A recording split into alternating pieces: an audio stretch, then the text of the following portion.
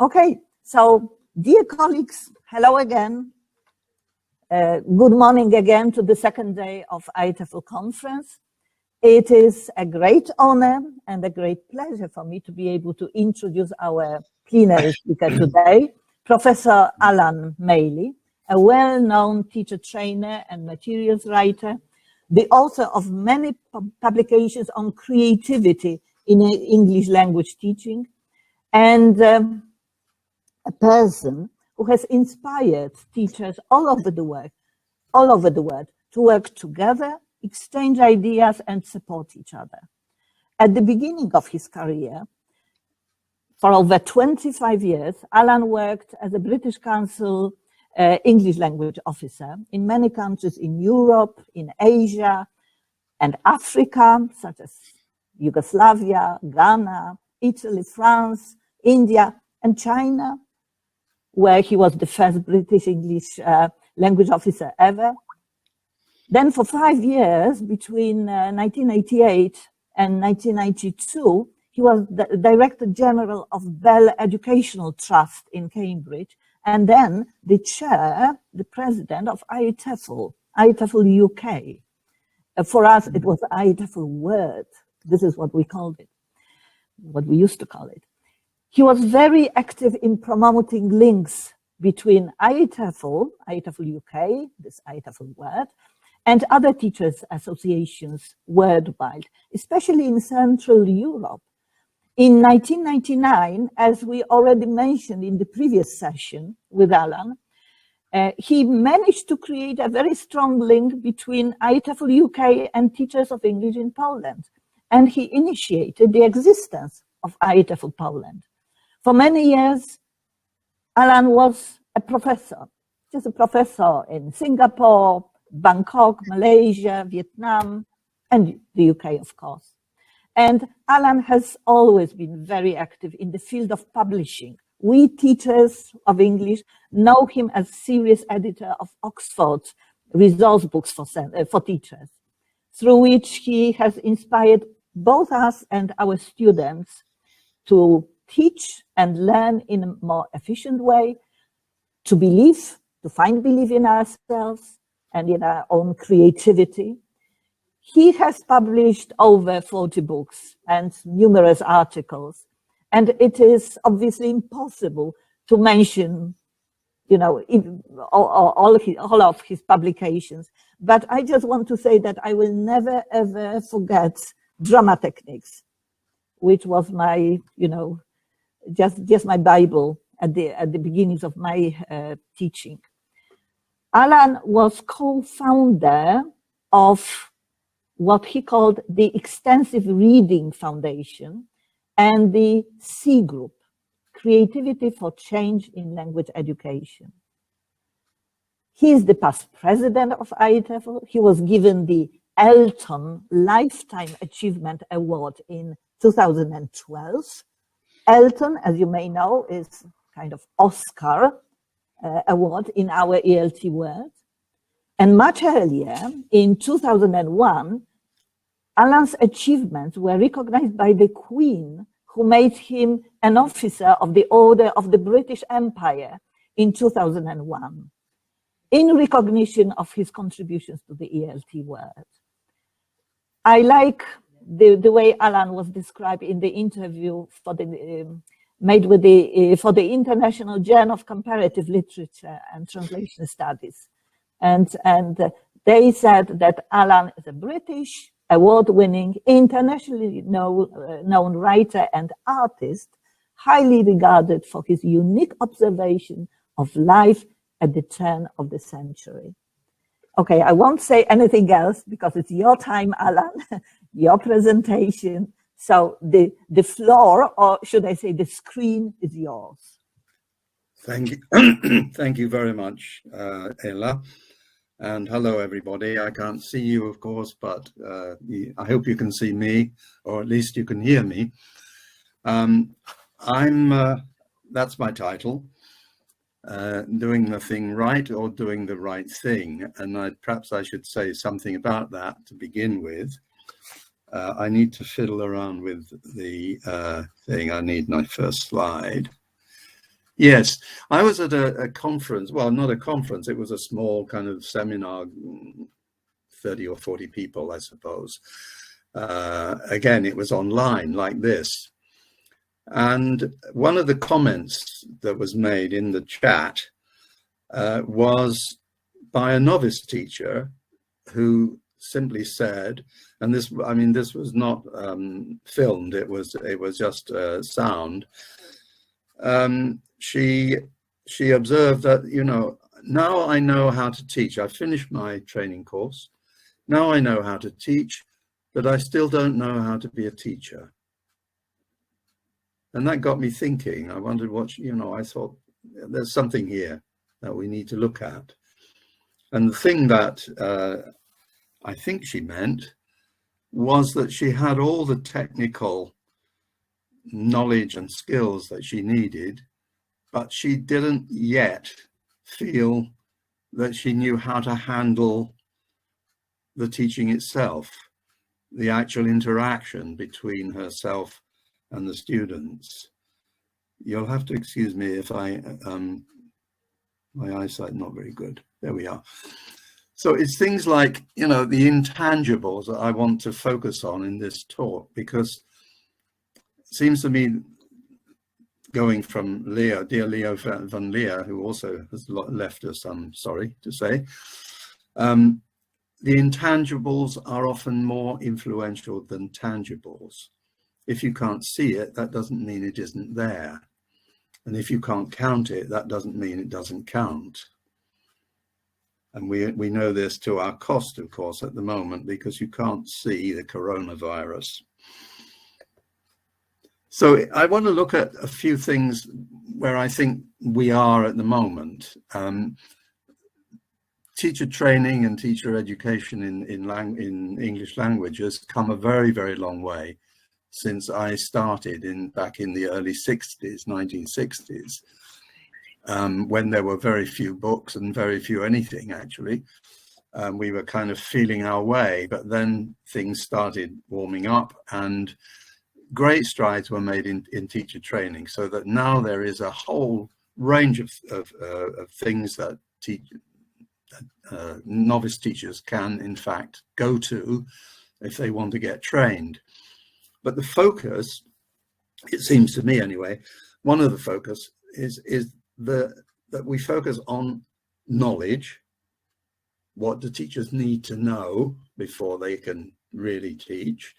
And that's obviously all kinds of knowledge about the language itself, knowledge about linguistics, knowledge about pedagogy, knowledge about psychology and all the rest of it. There's lots to know, and that's important. I'm not saying it isn't. And then another emphasis is on skills. What are the skills that people need when they become a teacher? You know, planning skills, interactional skills, presentation skills, all of these skill-based things. And that too is very, very important. So these are necessary skills and knowledge, but are they sufficient? And the fact that they ask the question, of course, means that I don't think they are. So what about things like atmosphere? You know, when you walk into a classroom, you know whether something is happening or not. What about attitudes? Attitudes that the students bring, attitudes that the teachers bring to the students. What's their attitude to the students? What's their attitude to the language that they're teaching? What's their attitude to the world? What about rapport, the way that teachers engage with their students in the classroom? The relationships. What about empathy? And what about presence, being there? I mean, presence is an enormous subject and one that we hardly touch on in teacher training programs, it seems to me anyway. Okay, let me move on. The second focus, it seems to me, is that all of this is predicated on the idea of predictability. Now, yeah, teaching is at most hoping for the best, said dear old Prabhu. He's a wise old bird, still alive, still living in Bangalore. As he points out, there's no necessary equivalence between what we teach and what they learn. Very often, they don't learn what we teach them, or they don't learn it when we teach it. Quite often, they learn things that we didn't teach them. And so there's no necessary connection here between the two. So everything is a bit in the dark, what Adrian Underhill calls the dark matter, because what goes on in the classroom, we only see the tip of an iceberg. You know, we need constantly to be working with spontaneity, because unlikely things happen, things we didn't plan for, and we have somehow to deal with. My favorite one of these comes from a book called Teacher Man by Frank McCourt, and it's his first lesson. He's come from training at Teachers College in New York. He's working in a class of very rough and very difficult learners, very unruly. He goes into the classroom, and the first thing that happens is that a boy at the back of the class throws a sandwich at him. And as he said, you know, in my courses in New York Teachers College, they didn't actually deal with throwing sandwiches. They told us about linguistics and they told us about lots of other things, but they didn't tell us about what you do when somebody throws a sandwich at you. So what did he do? He picked up the sandwich and ate it in front of the class. And the class loved it, except the boy who threw the sandwich, of course. From that moment on, they were like putty in his hands. He could do anything. Because in that moment, that spontaneous moment, he had done the right thing and he got them on his side.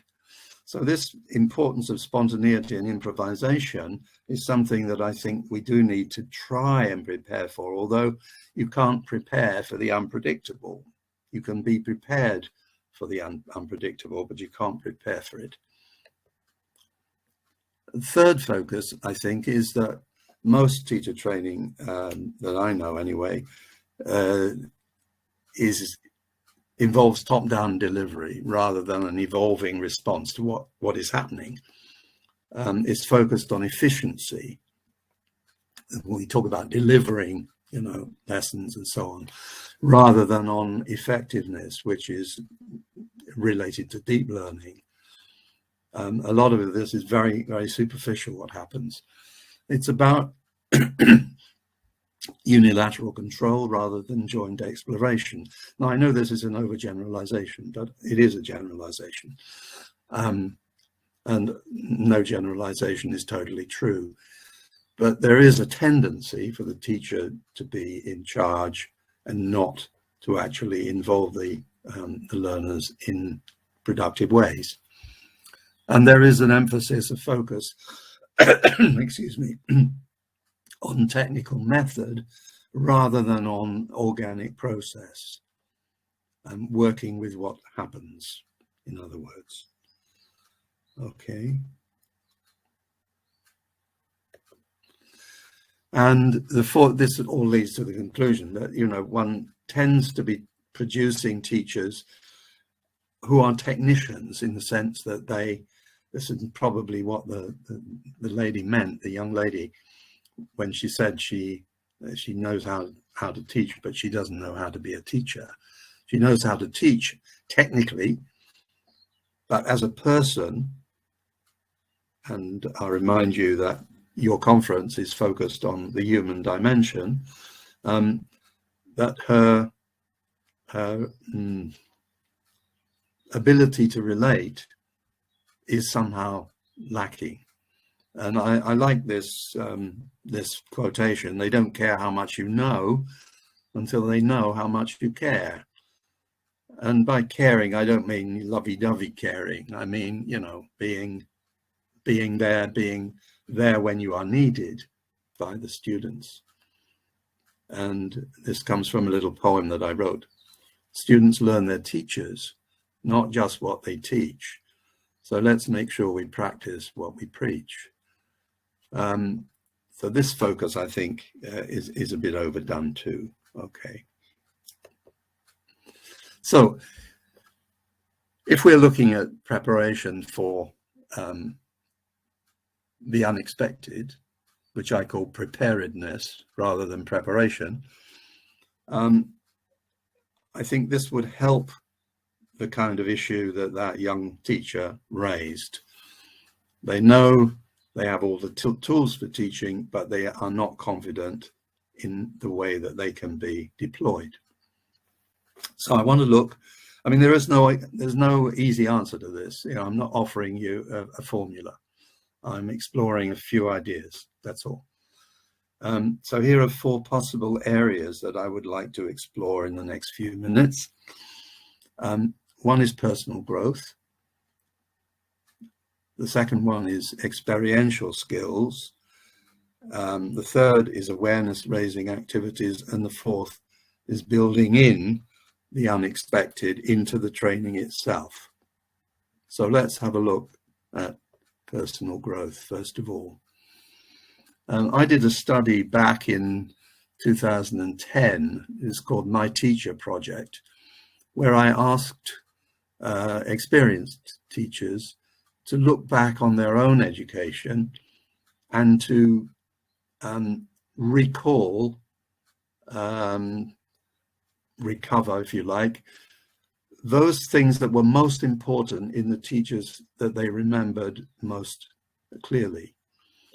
And overwhelmingly, I mean, over 90% of the replies focused on personal qualities of the teacher, not on their technical skills or their knowledge.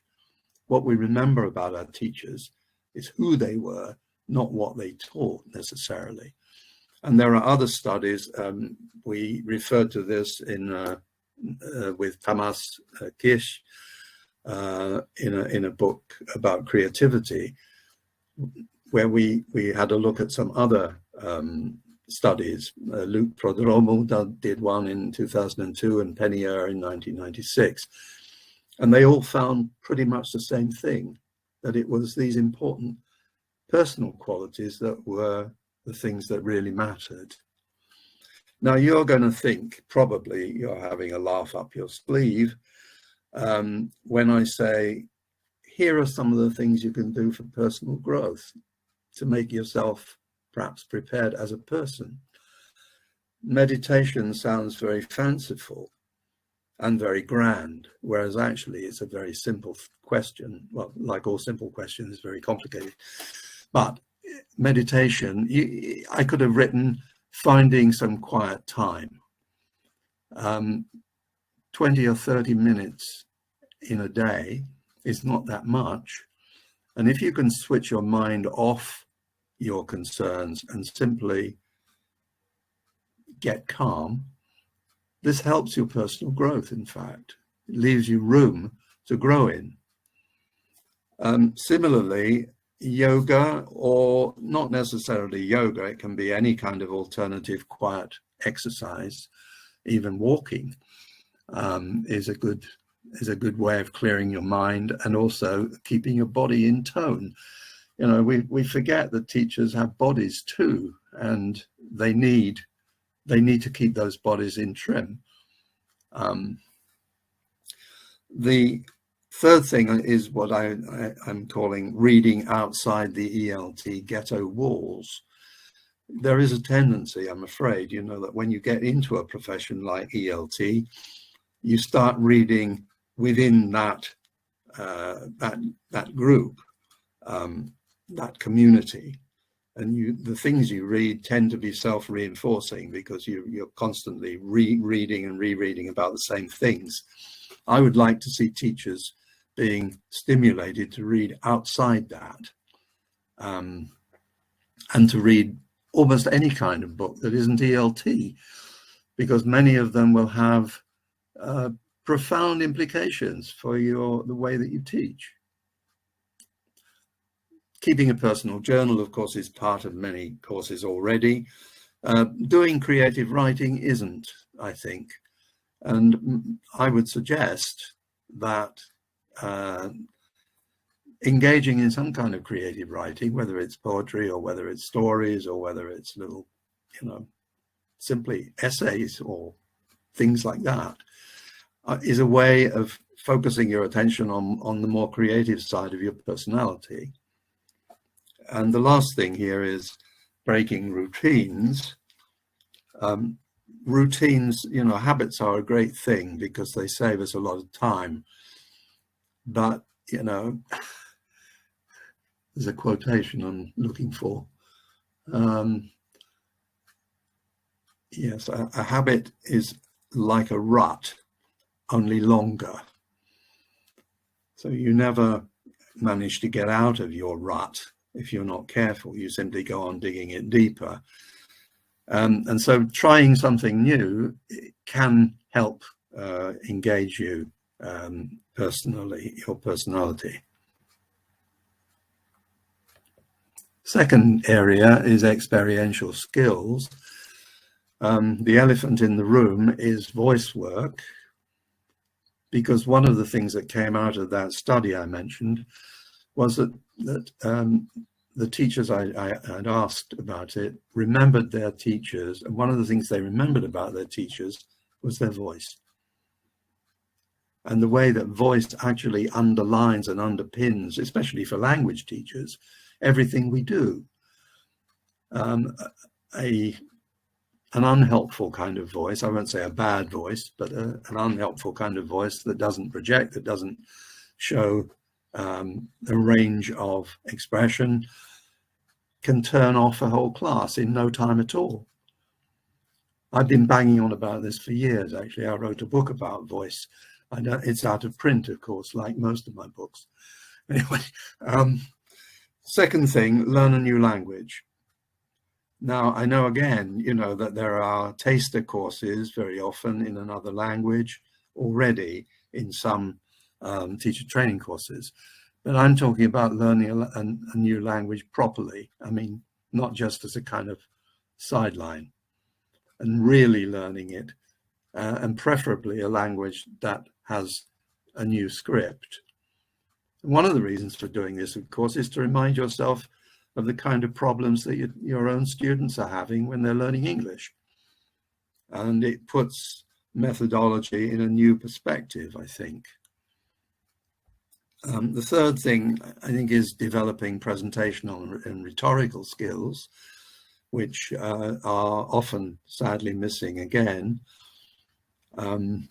I used to teach in the National University of Singapore, and there I actually trained people who were not going to be teachers. They were going to be actors and television personalities and radio people, and they needed these presentational and rhetorical skills very badly.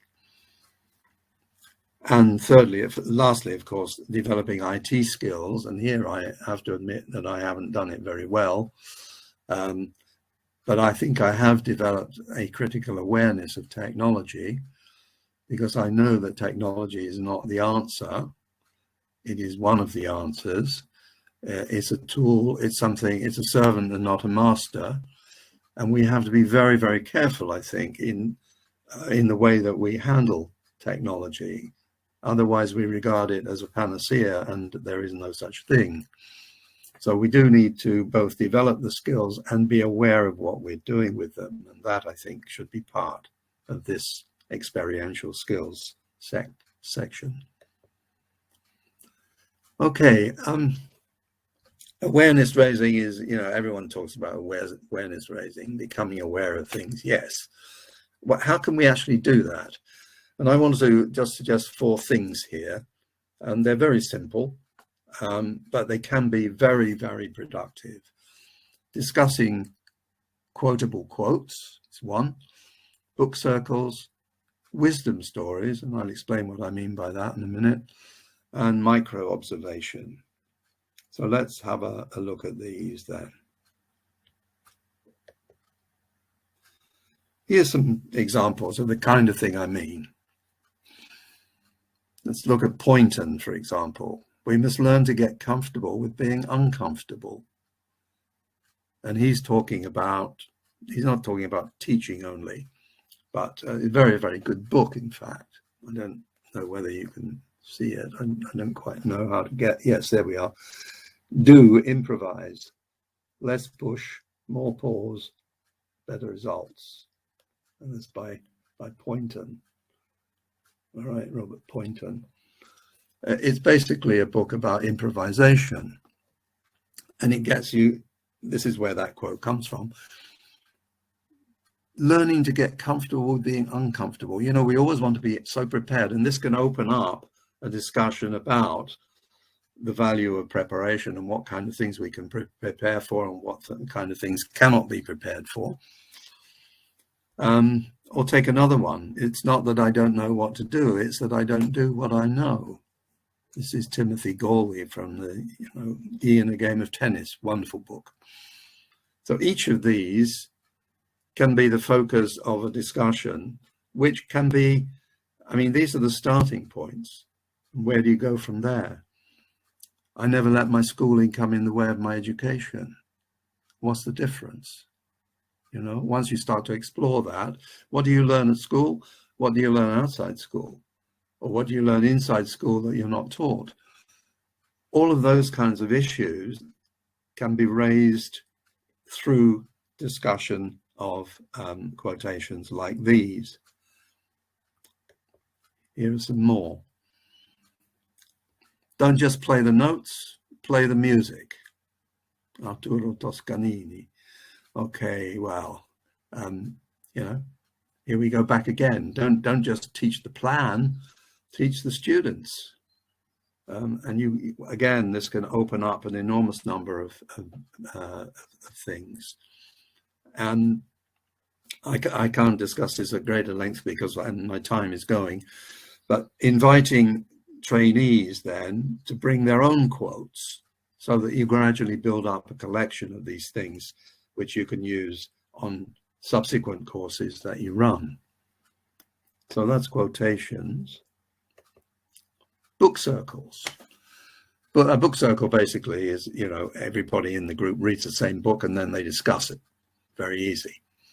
But the kinds of books, these are books that I regard as being, you know, moving out of the narrow sense of teaching into what it means to be a teacher again. I already mentioned Teacher Man, that's Frank McCourt, that's the sandwich throwing. Sylvia Ashton Warner, if you've never read that book, wonderful book about teaching underprivileged rural kids in New Zealand. Daniel Plenac. One of the most recent ones here is by Kate Clancy, who I really do recommend. Some Kids I Taught and What They Taught Me. She must be a wonderful teacher, by the way. She's absolutely on fire. So teach like your hair's on fire. And of course, from Poland, originally, Ewa Hoffman, Lost in Translation. Another wonderful book about language and learning language, but not technical. It's personal. So once again, I would suggest, you know, inviting trainees to suggest books so that you gradually build up a list that you could use with book circles. And of course, the reading of the book takes place outside the program. The discussion takes place inside the program. Those were a certain kind of book. These are more kind of generally educational books. I mentioned the In a Game of Tennis before. You know, a wonderful book about how you learn. Free Play, Nachmanovich, wonderful book too. Weapons of Mass Instruction.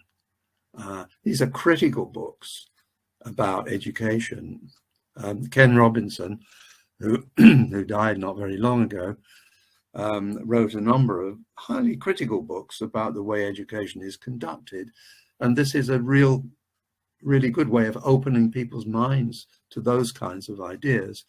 And once again, I would suggest that trainees be asked to suggest their own books that they would like to include. Wisdom stories. Wisdom stories are those kind of traditional, many of them traditional stories that reveal something about human nature and by extension about teaching. I'll just read you, I'll tell you a couple of them, and the value of them, I think, is that they operate on a number of different levels. Very often they seem to be nonsensical, but then they make you think, and that thinking gives you something to discuss. So Nasruddin stories are one of these kinds of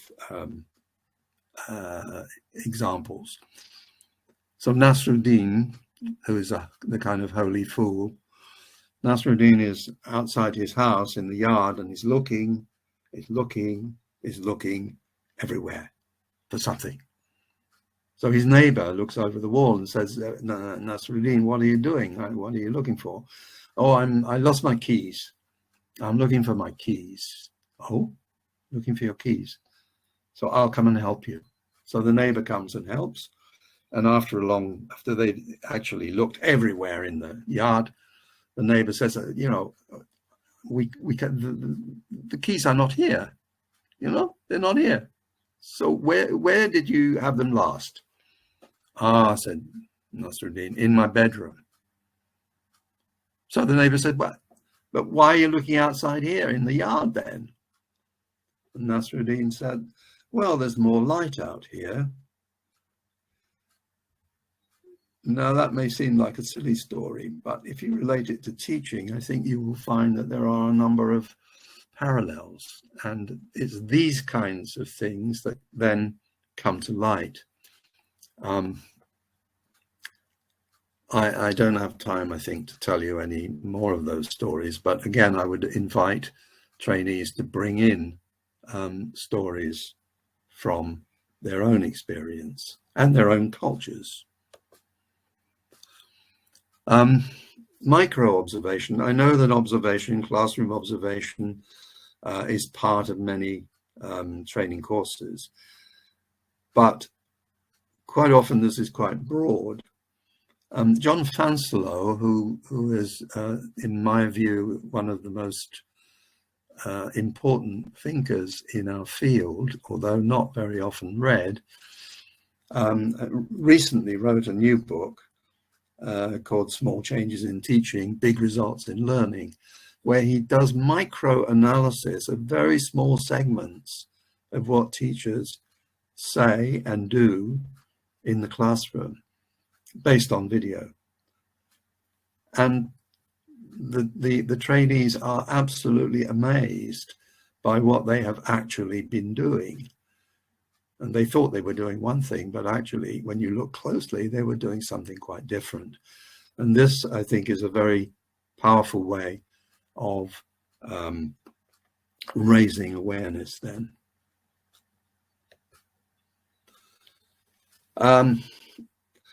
Yeah, how can you build the unexpected into a course? Poynton, again, the man I just showed you the book, you cannot run everything by improvising, but you cannot run anything without it.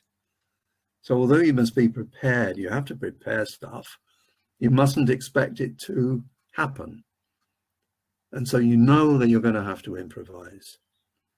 And you can't train people for the unexpected, but you can introduce the unexpected into their training. That's from another book by Black. So let's have a look at some of these things you can do. Building in the unexpected, a few ideas here. Improvisation has been around for a long time, of course.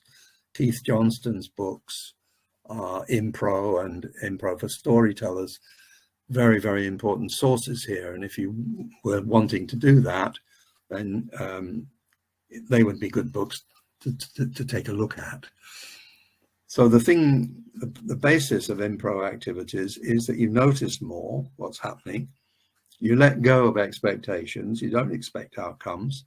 and you use everything that you have available. So let's just take a couple of examples here. Giving presents. This is just for pair work. Okay, I won't go into that. Yes, and.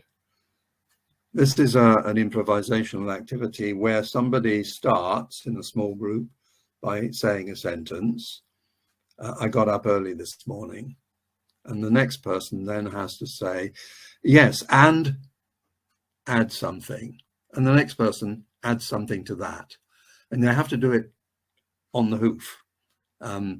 Very good for developing that kind of readiness to engage spontaneously.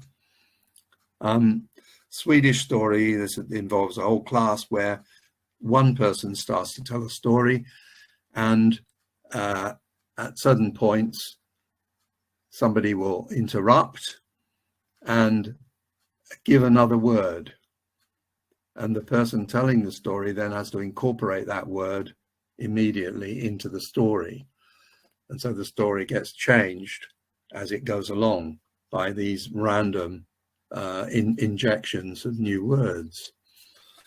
So these are just two examples of improv activities, and I mean, it's a very, very rich field, and one I recommend to your attention.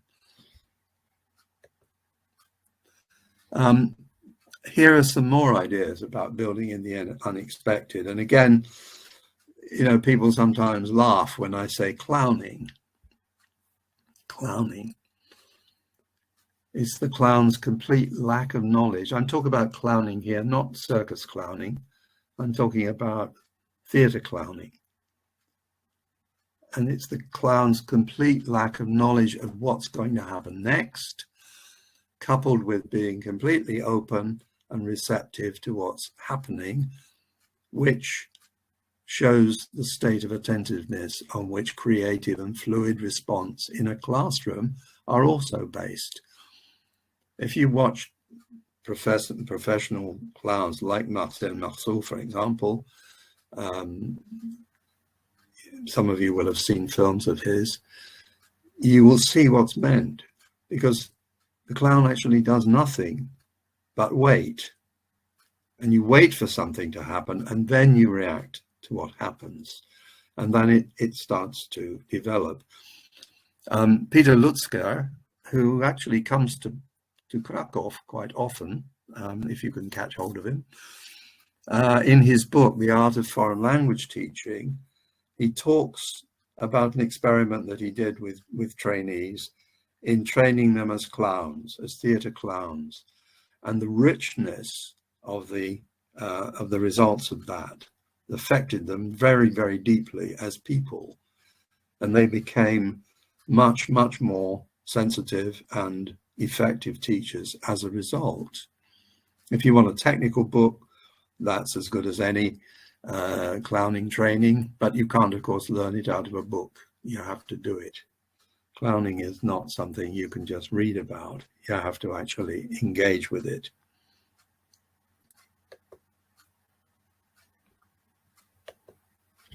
Something happening here. Okay. And this is a little bit more kind of far out, building in the unexpected into the course. So this is a bit sort of unfair, you might say, to the trainees, but you ask them, for example, to prepare a PowerPoint presentation. And when they come to present their thing, you make sure that the machine, the projector, doesn't work. And so that's an unexpected moment. What are they going to do? They based everything on their PowerPoint. Now they have to do something spontaneous as a result of the fact that the technology has let them down. Or everybody prepares a mini lesson for peer teaching in a group. They're going to teach their mini lesson. They have their notes and everything, their plans. And at the last minute, you ask them to switch plans with somebody else. And so everybody is teaching somebody else's plan.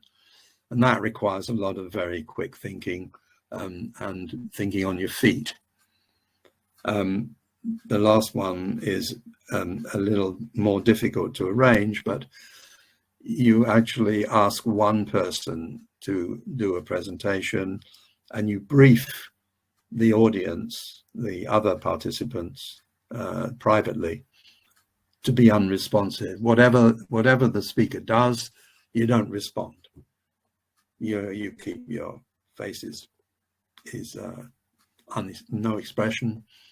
You don't follow. You do all those things that students very often do, and see what the reaction is from the thing. And that again is then the basis for very fruitful discussion.